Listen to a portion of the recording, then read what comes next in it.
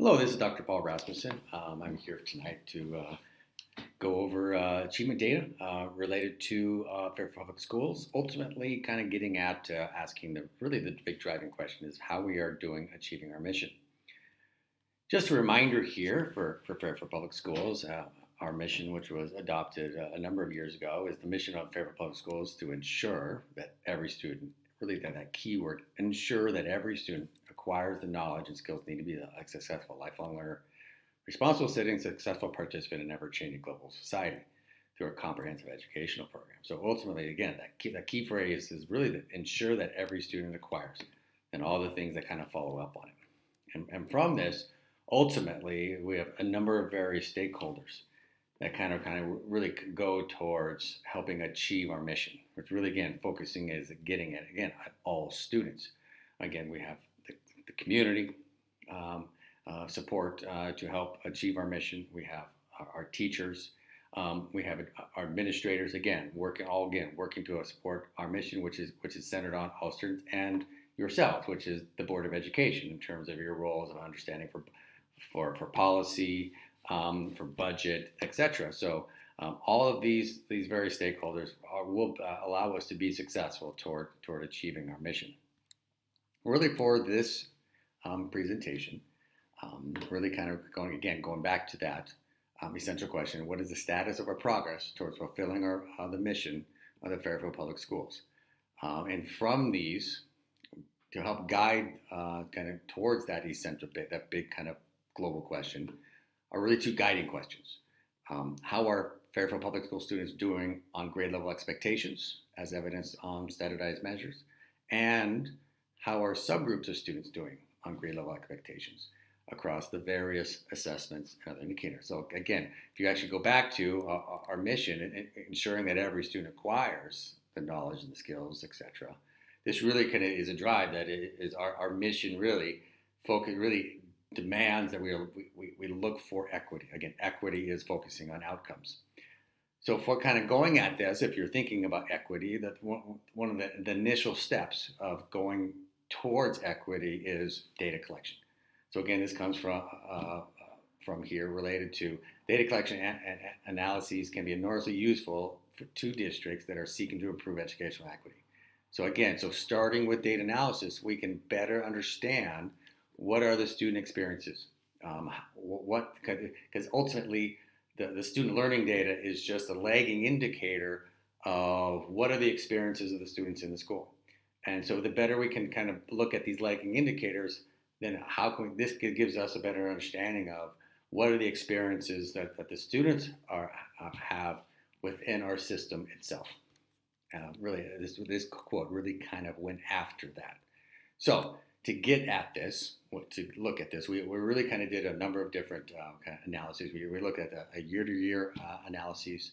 We did a subgroup analysis, not to look at high needs, ethnicity, and also special education. Now, remember, our definition of high needs is kind of focused right over here in the bottom left. Is a student is labeled as high needs if they're any one of these three categories. They could be all three of these categories, or they meet one or even two. So if a student is free and reduced lunch, they would be labeled as high needs. Or if they're special education or are English language learners or else. They could be two of the three or even all three of the three, but still, it's just the student gets a label, kind of identification of a high needs if they're any one of these three. Also, in kind of looking at this, we kind of for these subgroup analyses, looked at a number of different assessments. So again, we're looking at Smarter Balanced, PSAT, SAT, Next Generation Science Standards, attendance, suspension rates, high school enrollments, or even accelerated math course enrollments.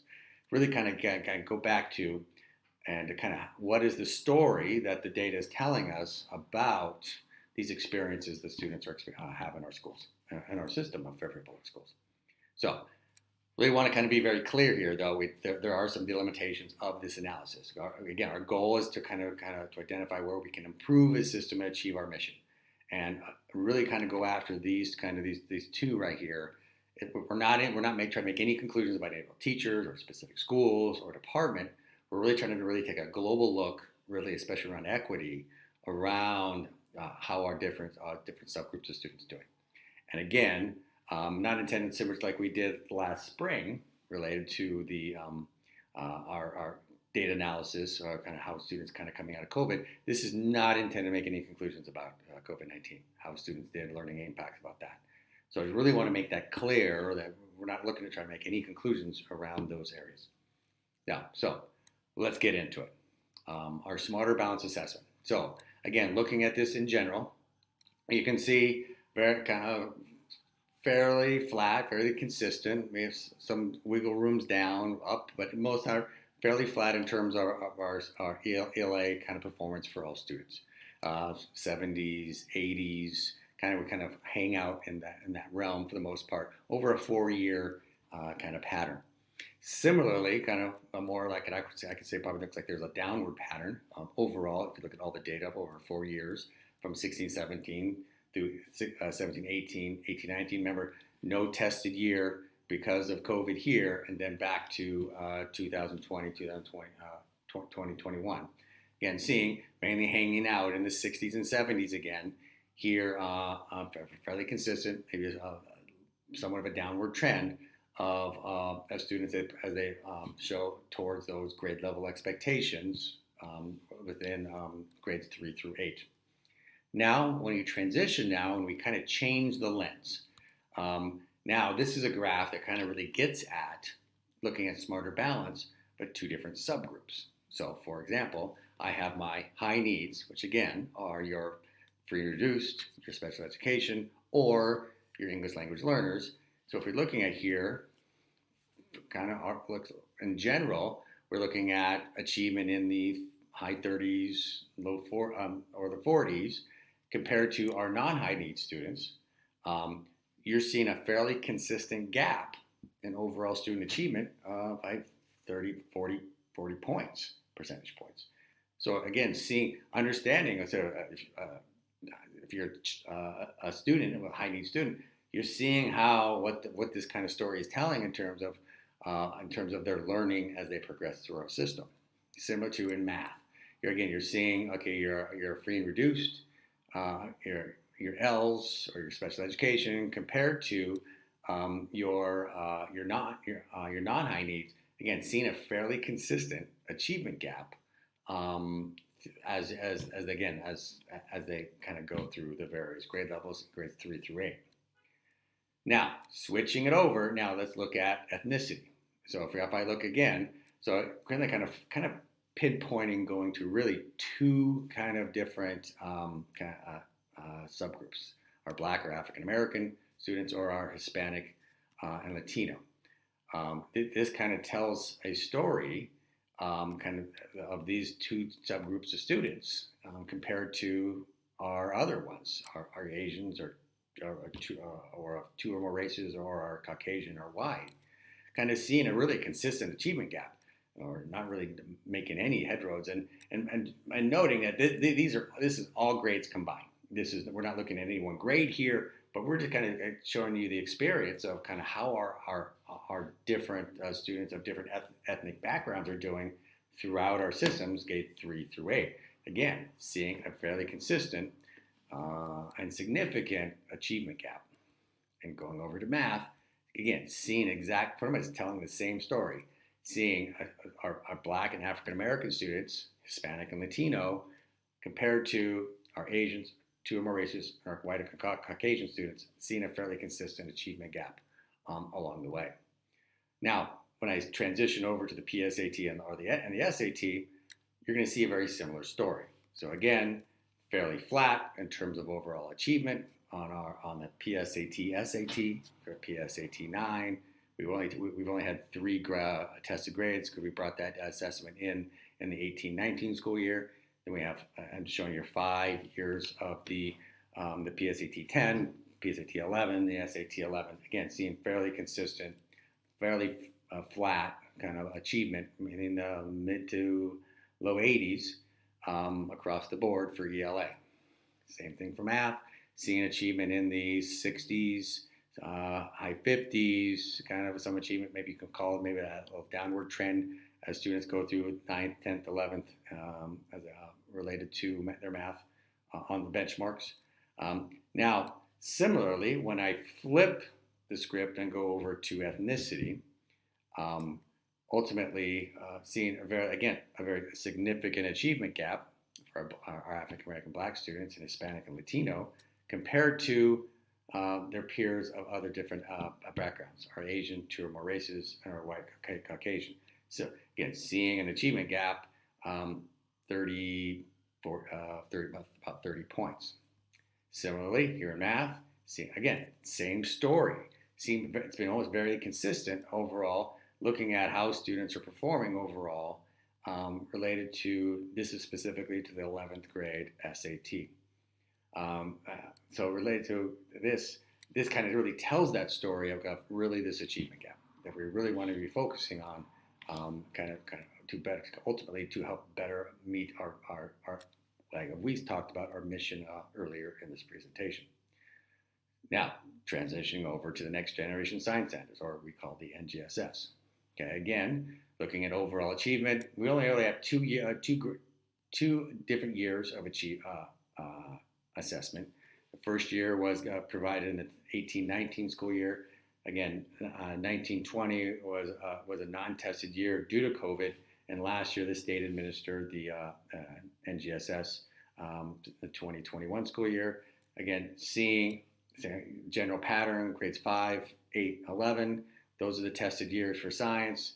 Ultimately seeing fairly consistent in the 70s. You probably say, based on looking at this data, maybe a downward trend or a fairly consistent trend. Not that much, but ultimately, again, seeing a fairly nominal or downward trend in science as they go through the grades. Tough to tell different groups of students to make any conclusions related to overall performance in science, because ultimately you would have to kind of follow a cohort trend to actually make that determination. Now, going back to now when I kind of separated to high needs, non-high needs, similar to like when we looked at the smarter balance earlier, kind of seeing, again, this achievement gap for our high needs students compared to our non-high needs students. A fairly almost consistent gap, 30 to 40 points. Again, for related to overall achievement towards meeting those grade level expectations in 5, 8, and 11. Again, now switching over not just high needs, but switching over to ethnicity. Again, for our Black and African American students and Hispanic and Latino, seeing an achievement gap compared to their peers, probably like I would say 15 to 20 points. So again, trying to think what are the experiences that we need to consider, what's going on for the educational experiences of students of different ethnic backgrounds. That's kind of the question. Now, not just focusing on our standard measures, we also want to kind of dig deeper and look at what are other student metrics that kind of help tell the story of, in terms of equity, how we're, again, meeting our mission of ensuring all students. Now, here's some data related to the attendance rates. Now, I just want to note again, this last year, this dark green one, this is the data point that I kind of highlighted, kind of the last year's attendance. But again, the story that you kind of want to look at this, if you want to look at this in terms of equity, in terms of looking at the subgroups. Now, so all students, we are seeing a positive trend up from pretty much all students for the percent of students that were chronically absent. The state defines chronically absent as being absent more than 10% of the year. But again, what the kind of like the message out of here is looking at, now, when you look at the various subgroups, look at the differences. Why are we seeing, again, our African American, Hispanic, Latino students at a higher rate compared to their other students of they were Asian, two or more races, or even white or Caucasian. Similar to over here to the right, I'm actually even showing you again. Look at the attendance rate in terms of the percent of students being out more than 10% of the year. Fairly significant compared to our high needs versus our non-high needs. Almost an inverse relationship compared to to the achievement. Usually, they're probably looking at. So maybe would this want to be one of the root causes, or now one of the questions we'd be talking about? Well, why would they want to be? why are these students more absent, and what can we do about it as a system? Similarly, when I kind of switch over to suspension rates, I'm kind of really kind of start looking at um, by different ethnicities, what is the suspension rate across the district? So this is again pulled from this is all publicly kind of reported data that comes out of the EdSite public site, so anybody can get this data. Again, looking at what are our suspension rates. Overall, we do see a downward trend for all students. However, when you start kind of looking at our various subgroups, we're seeing again a similar pattern. Our Black or African American students compared to our Hispanic Latino students, again, having a higher suspension rates compared to other subgroups of students. So again, highlighting, like going back to, are we meeting the needs of our students? So asking ourselves that question.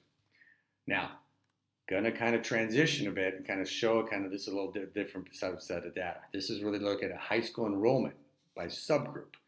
So this really kind of really want to emphasize here, where right now in our high school population, in both high schools, you put them together, about 2.6% of our students are African American or Black, 6.2 Asian descent, Caucasian or white, about 74. So about three out of 4 students are Caucasian or white. 2 are races, 4%, Hispanic Latino, 12.9. So if you would think that if now we really want to look at is how are students doing enrolling, what are the enrollment patterns students are going into our college prep, our honors classes, or even AP. So if we were literally looking at if things were equitable, we would see this same kind of very similar distribution of students in our classes. But they're kind of the law, we should see things very proportional. However, so when I highlight this data, this is very kind of like telling data, maybe kind of highlighting of terms of our achievement gap. If you look right here, we're really seeing a disproportionate of students going into our college prep compared to our honors and AP for the students of different ethnic backgrounds. Like, for example, looking right here, seeing the difference, so I'm going to highlight English. So compared to, in general, about 74% of our students are Caucasian or white. But now we see higher percentage of Caucasian white students in our honors and AP compared to the other areas. Again, higher than the 74 right here, even the bigger jump up to 84. But if you go highlight over here to our Hispanic and Latino students, now you see really these students, really Hispanic 16.2, really jumps up, kind of really showing you that the Hispanic and Latino students aren't really going into or enrolling into our honors and AP classes. And this pattern really persisted as we went into even all the other subject areas. Again, seeing a higher percentages of Caucasian and white students compared to the other subgroups. So again, when you start looking at this data, you should be thinking about this, understanding think about what are the root causes of this. Similarly, when I bring up, again, here's high need students. So you can't compare these two percentages over here from the left to the right. So again, about 30% of our population in high school are high needs. Non-high needs are about 70%, so 7 out of 10 students. Again, high needs are free and reduced, special education, English language learner. Now compare that, again, let's look at how they're enrolled, what are the enrollment patterns. Now, so if you're looking in general, about 4 out of 10 students are in our college preps, very similar across the board in terms of English, math, science, and social studies. So it's about 4 out of 10 students are, again, and then 6 out of 10 students are non-high needs. So it's a very now to compare that to now look at our honors and AP. Almost 1 out of 10, really starkly different than the 4 out of 10 going to the honors and AP. Almost a very consistent numbers as if you go across the board. Again, so is this one of the rationales? Are we challenging all our students to their fullest potential in preparation to ultimately improve student learning? Similarly, now not just at the high school, because this is where you kind of first start kind of splitting students up. Another time we kind of start splitting students up is over in middle school. I'm actually going to start putting up the same data. So looking at here is again similar type of percentages for our for the various ethnic backgrounds. So again, though, these green kind of rows highlight our on grade level. They're non-accelerated math courses, and compare that to the orange. These are our accelerated math courses. Now see the differences in enrollment patterns for the based off the different ethnic background. I mean, so you've seen a larger proportion of our Hispanic and Latino students compared to the overall distribution, and we're seeing a similar pattern into the other grade level courses, Math 7 and Pre-Algebra 8. Compared now starkly different than, let's look at our accelerated sequence. Again, you're seeing more students, our Asian students, our Caucasian students go into it. Now, similarly, kind of off this of the other aspect, like again, almost a 4 out of 10 or 6 out of 10 kind of ratio of high needs, non-high needs. Also, almost very strikingly parallel to the data that was shared in the previous screen. So again, so ultimately, where are our students, our high need students and our non-high need students going? And asking the question, why and the differences in terms of the percentages, why are students being routed? So again, start asking questions, ultimately will hopefully lead to better answers and where we can probably go to ultimately better allows us to achieve our mission. One of the last data points I'm going to be sharing with you tonight is really kind of goes at special education prevalence rates.